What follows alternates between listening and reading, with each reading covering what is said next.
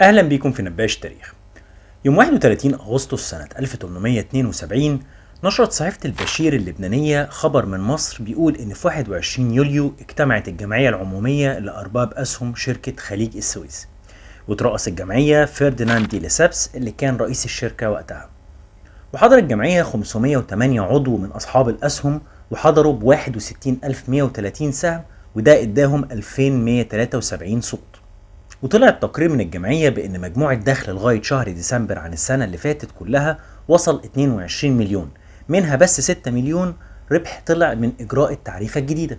وإن في الست شهور الأولى من سنة 1872 عدى في الخليج 887 سفينة، فكان الدخل زيادة عن الست شهور اللي قبليهم ب 45% وبعد كده ب 50%، وده بسبب قيام الوثق الخام عوض عن الوثق الصافي، وتقريبا كده الوثق ده وحدة قياس.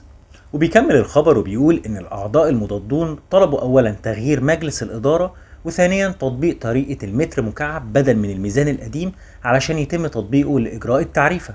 وبيختم الخبر بأن الطلب الأولاني اترفض، وإن ما زالت التعريفة اللي بدأ العمل بيها في 1 يوليو بعد تصويت 402 صوت ضد 169 صوت.